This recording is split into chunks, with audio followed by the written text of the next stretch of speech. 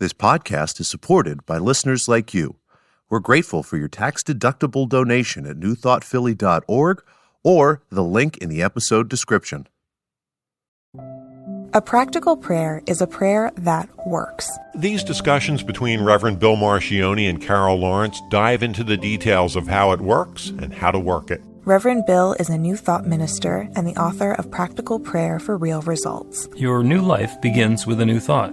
Carol Lawrence is on a spiritual quest, finding the New Thought teaching after decades on the pulpit in 3 different traditional denominations. I've got some questions. Together, they're exploring the philosophy and activities that come together from many of the world's religions to create the practical spirituality that is New Thought.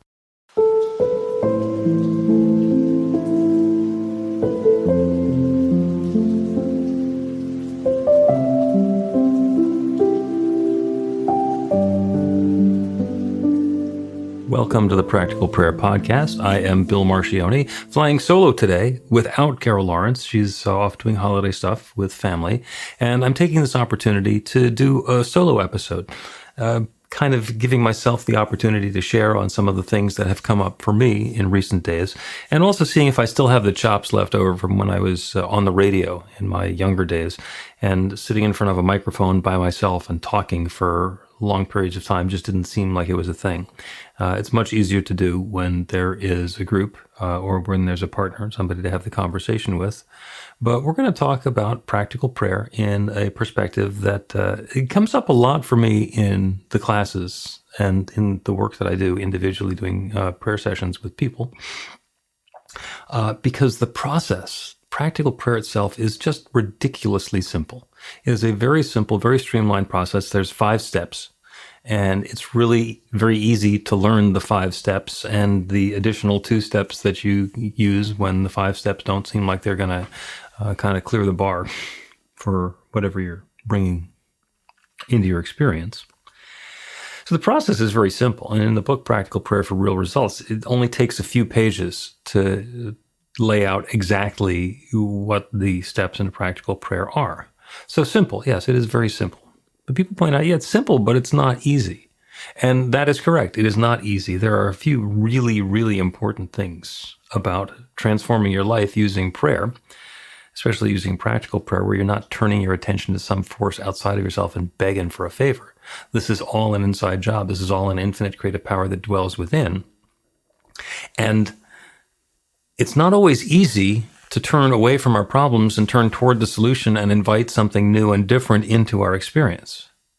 One of the analogies that I use is for athletes, and it's a great example. So if somebody wants to bench press, pick a number, 300 pounds, 250 pounds, 110 pounds, whatever is out of reach for you right now. The process for doing that is pretty straightforward. You, first of all, learn the technique for bench pressing weight, which is to get on the bench and position the weight above you, and then use your muscles in a controlled and concerted and focused way to lift the weight to the height that they're going to be, and then to let them come back and put the weight back on the stand. And the idea then is to continue doing that and do the certain number of repetitions so that you build up your muscles, and then after a certain amount of time, then you increase the weight and you continue doing the repetitions. And you go through that process again and again and again and again until you have built up enough muscle and perfected the technique to the point where you can lift 300 pounds or 250 pounds or 110 pounds or whatever it is. And the process is as simple when we're lifting 300 pounds as when we're lifting 50 pounds, but it's not easy to get there. There's a lot that we need to add on. There's a lot that we need to build up. There's a lot that we need to get out of the way of. And we need to make sure that the technique is good, because we've all heard about people who are trying to do something like that and they wind up injuring themselves because they try to do too much too soon. Gymnastics is another great example. So is figure skating and ballet. It looks so easy. It looks effortless. Performing magic tricks. The magician makes it look easy. It's not easy. It's not easy to do that. The process might be simple, the trick might be simple, but getting the nuance so that it looks the way that we want it to look, so what's being presented to the world around us looks the way that we want that to look, and it's received that way. The gymnast being able to do all of the techniques that are required to put their body in the position where it's going to do what they want to do Might be very simple, might be very simple to explain and describe, but not easy to do. It takes a lot of practice, takes a lot of dedication, takes a lot of focus. The same thing is true in all sorts of areas of life where we want to create something new, where we want to change something, where we want to have some transformation or some growth. The process itself might be simple, might not be simple, it might actually be pretty complicated. But whatever the process is, we have to keep at it. We have to be persistent. We have to let go of the fact that it's going to be easy and bring our full self to it, bring our presence to it, and allow that channel to open to bring in the goodness that we're looking for. Same thing with practical prayer. The process itself is simple. It is not always easy to do. So I'm going to start by going over the steps in a practical prayer and how we do them. And then a little later, we're going to get into some of the details and the nuance on how we get over the parts that seem really hard.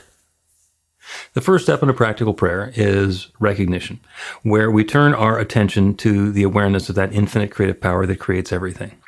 A lot of people just use the word God. That's pretty easy, because God is a 3-letter word that most people understand what it means. And it works as long as you understand that God, that divine creative power that creates everything, dwells within. When we turn our eyes to God and we look up towards the clouds, past the sky, we're looking in the wrong direction. God is there, but God is everywhere. And to really demonstrate to ourselves that we've got it, what we want to do is be able to close our eyes. When I say look for God, then you close your eyes and you go within and know that that divine creative power that creates everything has created you. That divine creative power is everything. The first step is that recognition of that one infinite creative power, and it's already leading into the second step, which is unification, where we understand that that one creative power abides within. It is in me as well. It is in the mind and the body and the existence of the person who is doing the prayer. We are all one. The first 2 steps are about identifying that creative power and identifying that we have it, that we are it, that we are using it, so that we can set up the third step, which is our realization step, where we're going to claim the new experience of goodness that we're looking for. Once this prayer has happened, what will be in my experience? And that's what we're going to be claiming. And that recognition step, that realization step, the affirmation that we are doing as part of our practical prayer is the same as an affirmation that we do in self-help or a manifesting process where we're just claiming the good that we're looking for. And it should follow some particular structure. We like to have the 4 P's in there. It should be positive, powerful, personal, and present tense. And going over those individually. Powerful means that we want to state it in the most powerful possible language. I have prosperity now, rather than I am someday going to maybe have a little bit more money than I have today, or I'm going to be done with the struggling sometime soon. We want it to be a powerful statement. We want to be claiming the good that we're looking for right now. It needs to be positive. If what I'm looking for is prosperity, I want to be talking about prosperity. I want to be talking about the experience of abundance that I'm inviting into my life, rather than the experience of poverty or not enoughness or lack that I've been having up until now. So we want it to be positive. We want to be talking about what we want to have. The infinite creative power that creates everything doesn't know not. It doesn't know not sick, not lonely, not helpless. It knows yes, and it's going to say yes to whatever good, to whatever we're claiming. It'd be great if all we ever claim is good. It's going to say yes to whatever's in our belief system. It needs to be personal. So it's not going to be there's something out there that's going to make my life happy. No, we want to make it about ourselves. I have this happy experience now. I am loved. I am prosperous. I am healthy. I am comfortable. I am in the flow of my good right now. We want to make that be a personal statement about ourselves so that we can experience and invite what it is that we want to have in our lives. And the other one, which is a little slippery, is present tense. Because the universe doesn't know not. The universe also doesn't know later. Stuff either happens or it doesn't happen. So if we want something to happen for us to unfold in sweet perfection, so the wedding that's coming up in a month, we want that to be a perfect experience. We don't want to say that wedding will be perfect. We want to say that wedding is already perfect. That is already unfolding in sweet perfection. That's happening now. The goodness of that wedding is happening now, even if the experience of it isn't coming along for another month. It doesn't all need to happen now, but we're opening the channel for it now, and the claims that we are making are all present tense. This is the good that I'm inviting now. Even when we're doing a blessing for a meal, we don't say this is going to be a good meal. This already is a good meal, and we enjoy it, and we celebrate it, and we connect with it, and it feeds and nourishes and uplifts us. So we want to be able to say whatever that claim that we're making in the person, in that present tense. So the 4 P's again: powerful, positive, personal, and present tense. And that's the third step of the prayer. And the next thing that we want to do, now that we've claimed this good, knowing that that infinite creative power that creates it all is already creating this goodness for us, we want to go into gratitude.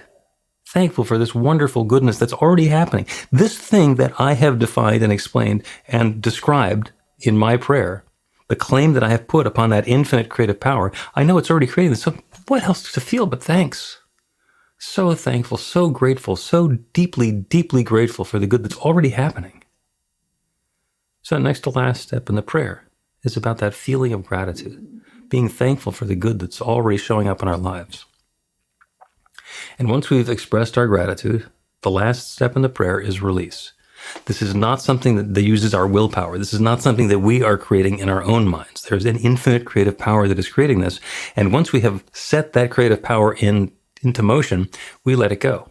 The analogy that we use is if you're gardening and you want to grow pumpkins, you're going to prepare the soil, you're going to plant a pumpkin seed, you're going to cover it up, you're going to water, you're going to make sure that it's taken care of, and you're going to go away.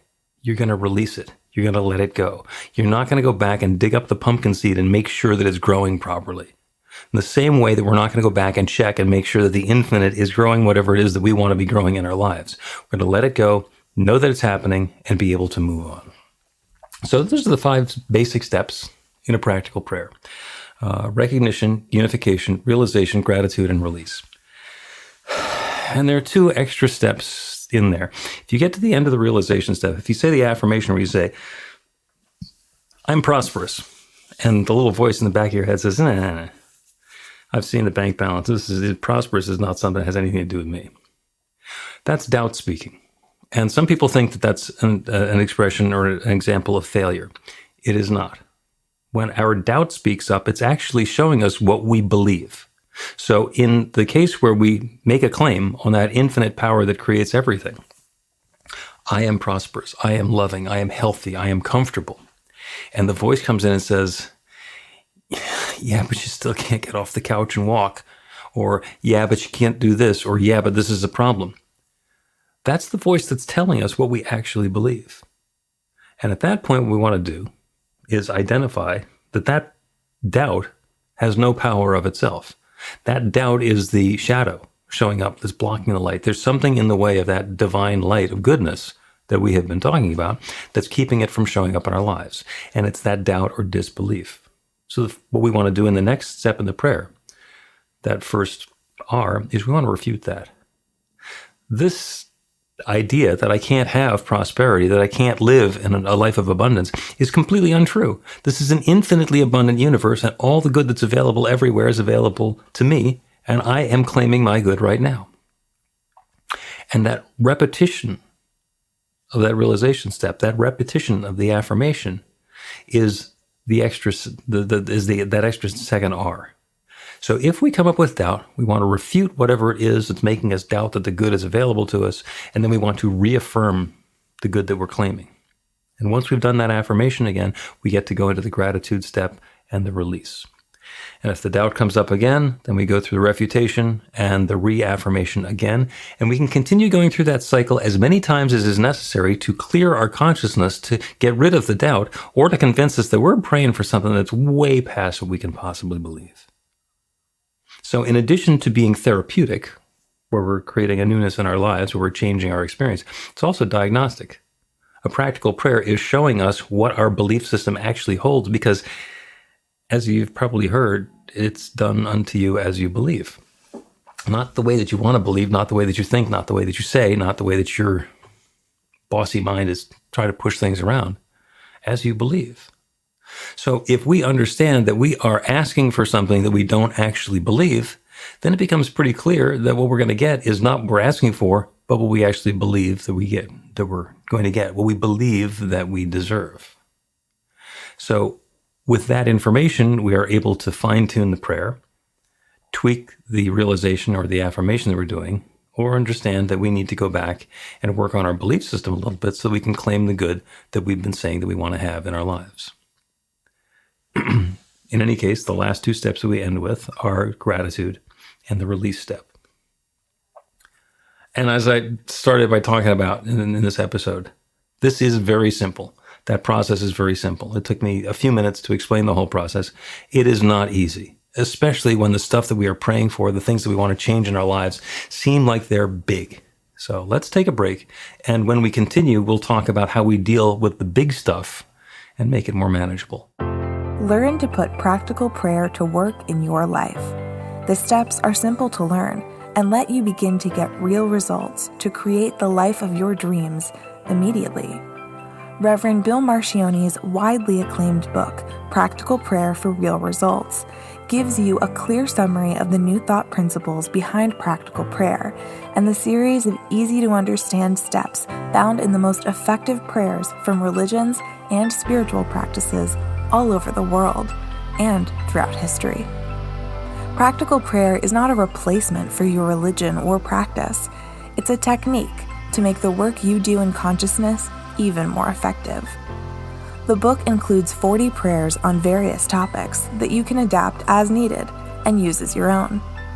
Practical Prayer for Real Results is available in paperback, Kindle, and audiobook on Amazon or at b-the-light.com.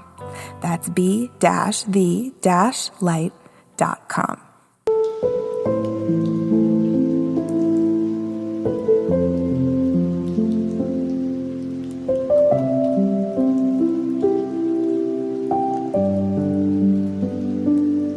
Welcome back to the Practical Prayer Podcast. I am Bill Marcione, flying solo this week. Carol has the week off, so I get to talk about one of my favorite subjects, which of course is practical prayer, and specifically focusing on the notion that it is simple but not easy. And I want to do a quick shout out. There is a live class that we're doing in January. It starts on January 9th. It's 4 Thursday evenings, and it's called Learn to Do Healing Like Jesus. And the idea is that the same technique of practical prayer is the healing technique that Jesus used and was described very thoroughly in the New Testament. And what we're going to do is go back into the source material and identify exactly where we are told how this process works, what the technique is. And if you are very comfortable with practical prayer, then it'll give you some context for where that shows up in Scripture. And if, on the other hand, you're very comfortable with Scripture, it will show you that the Scripture is actually telling you how to do something, which is what I'm telling you today is simple, but not easy. Yes, it is a transformational process, and you are invited to come along. The information is on the website at be-the-light.com, be-the-light.com, or at newthoughtphilly.org, which is where I keep all the stuff for my teaching and ministry sorts of things. So we're talking about practical prayer and the 5 steps or the 7 steps in a practical prayer, which are simple. And they're very simple. I can outline them in the book in a few pages. They're not easy to do.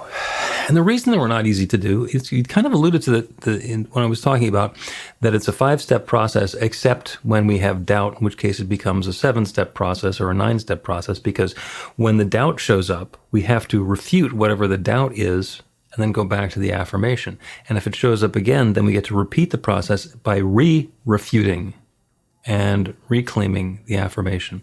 And we get to continue going through that process because it's going to happen as we believe it happens. And if I barrel through and I insist that I am prosperous, or I am loved, or I have my perfect, wonderful, loving relationships, or I am healthy and comfortable, and I don't believe it's true, I don't have evidence that it's true, and I don't necessarily think that that's what's going to be showing up in my life next, then what shows up in my life next is the experience that I believe I'm going to have rather than the one that I'm claiming now.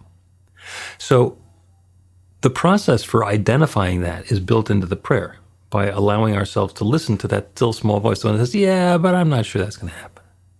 To listen for the doubt showing up in our mind when we make that claim on the infinite.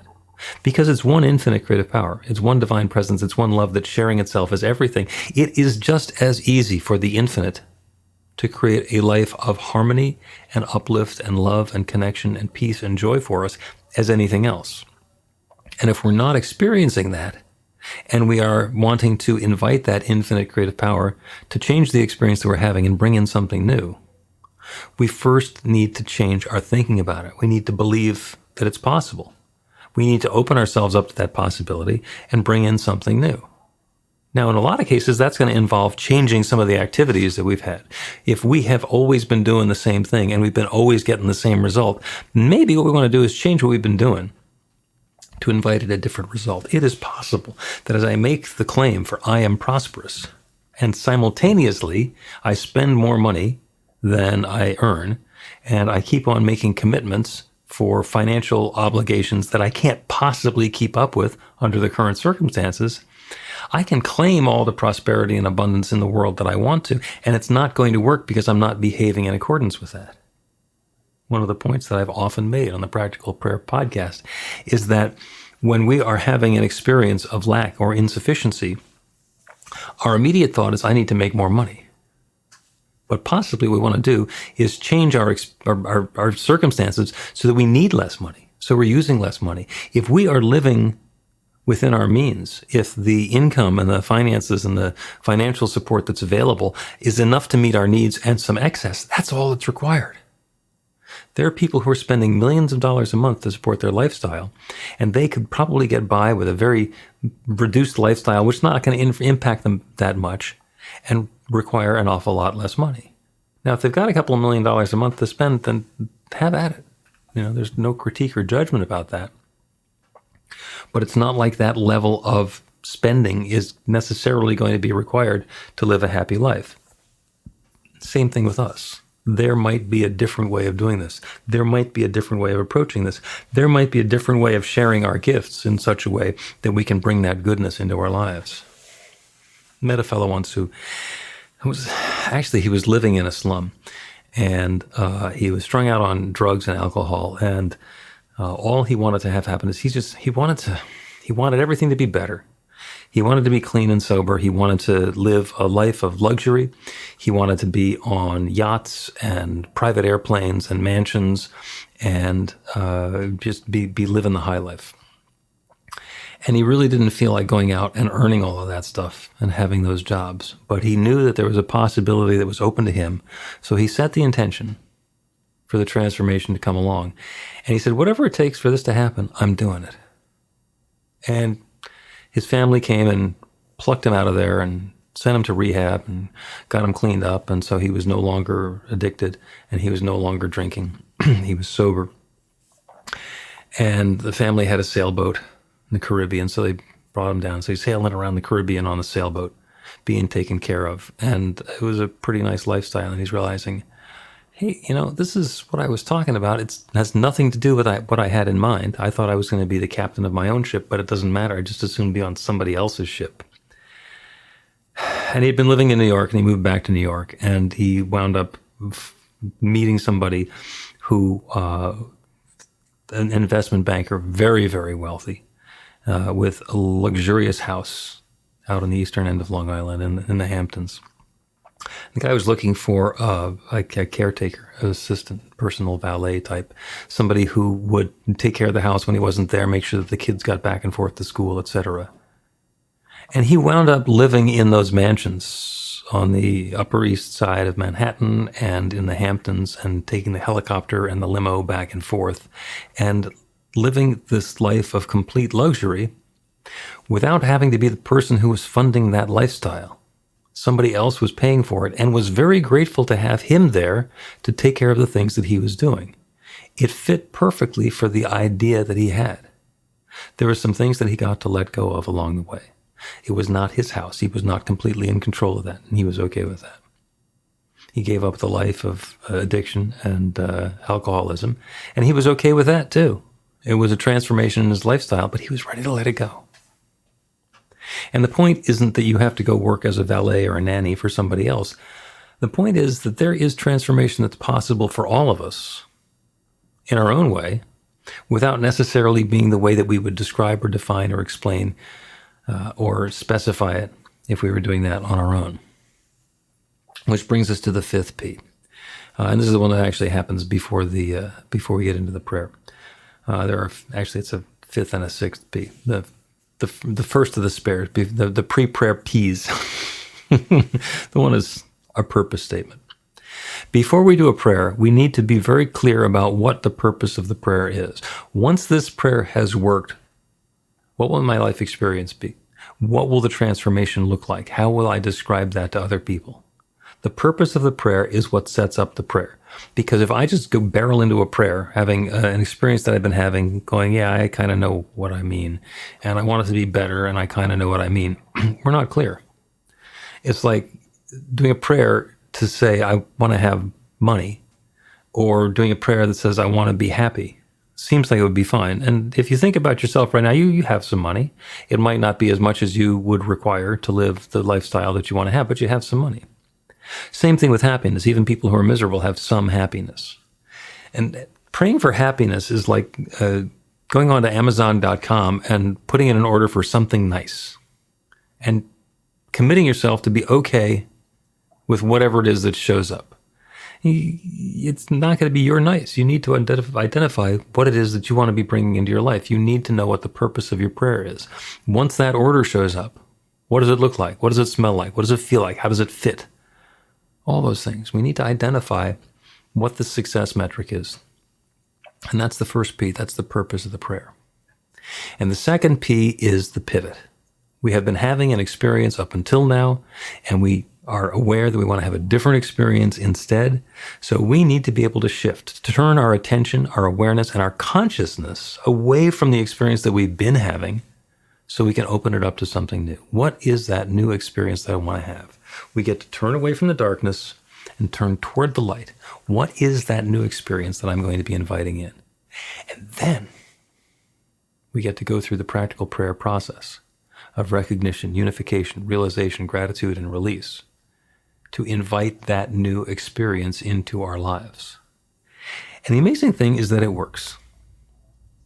The process works. The technique works. Practical prayer actually works.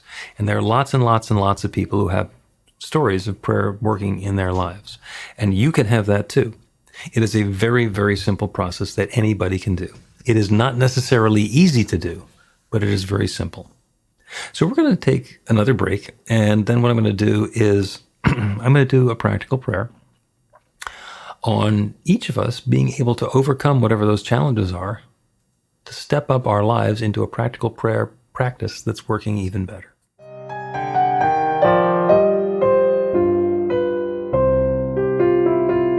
It's Reverend Bill letting you know that the Practical Prayer for Real Results class is now available on demand. That's right, you can take it at your own pace, anytime you want.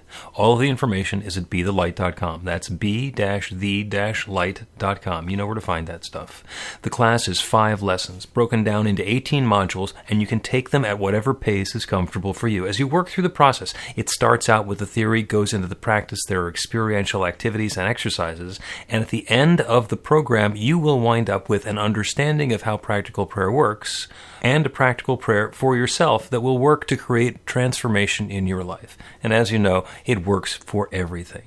Take a look at the class online at BeTheLight.com. There's a sample lesson so you can see how the class is going to work for you, and then dive in. The great news is it's on sale now. You can register and save $20 off of the regular price. I'm looking forward to seeing you in class.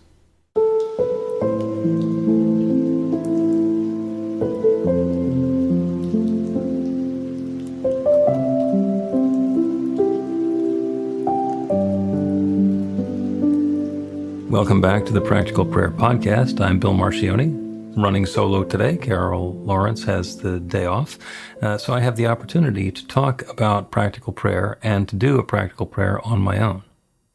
The topic today is simple, but not easy. And the process, the technique of practical prayer is very simple. It's a few simple steps that allow us to invite in transformation, to partner with the infinite creative power that creates everything and bring newness and transformation into our lives.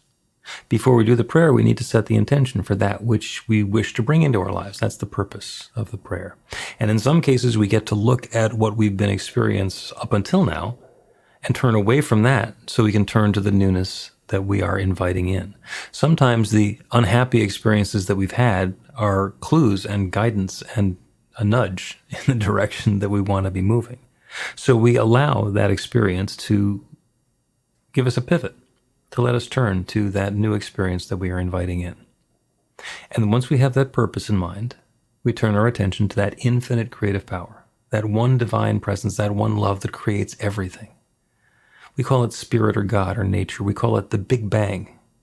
It is that one divine power and presence, the one that shares itself as and through and in all of its creation, the one that has been creating since the very beginning of time, the one that shares itself as and through and in all of its creation. Everything, everywhere, is that one divine presence taking its own form. That everything includes me. It includes each one within the sound of my voice. We are each individualizations of that one divine presence, each endowed with that same creative power, that consciousness that allows us to choose the newness that we are inviting in, to let go of what is no longer serving us, to set the intention for that good, and let loose that creative power to create all of it. That power abides within. So the claim that I'm making right here and right now is that each of us, in our own way, as we pivot to that new experience that we are desiring, that we are inviting, that we are opening to, that we are releasing what's no longer working, that we are moving beyond any limitations, any doubt, any hesitation that we've had previously, and opening even more fully into that new possibility. And knowing without question, doubt, or hesitation that that infinite creative power, that one divine source that shares itself as everything, is sharing itself as this goodness right here and right now. This good that we are seeking is at hand. And the wonderful part is there is nothing that stands in the way of that one infinite creative power. As we get out of the way, as we let go of our own limitations, the good unfold, the love is at hand.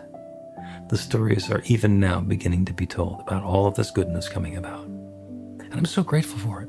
I'm grateful for the willingness of each one to release the doubt, to let go of the limitations of the past, to open to the possibilities of the future, to claim that goodness that can be available and know that it's already unfolding. I am grateful for the good that's already happening. I'm grateful for the creative process that lets me speak this word and activate that creative power. I'm grateful for the good that's already coming about. And so with gratitude for all this good, I speak this word and I release it into that creative law that creates everything. And I know that it's now creating this. And so I let it be. And so it is.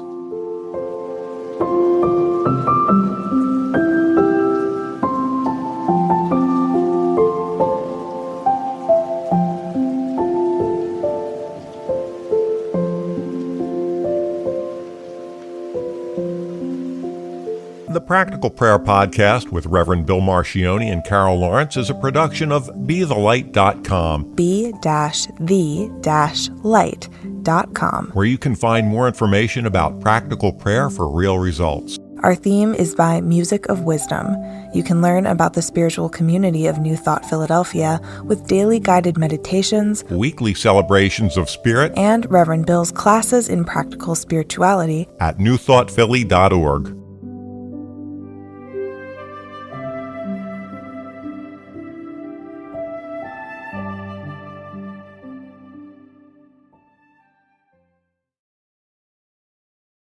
This podcast is supported by listeners like you.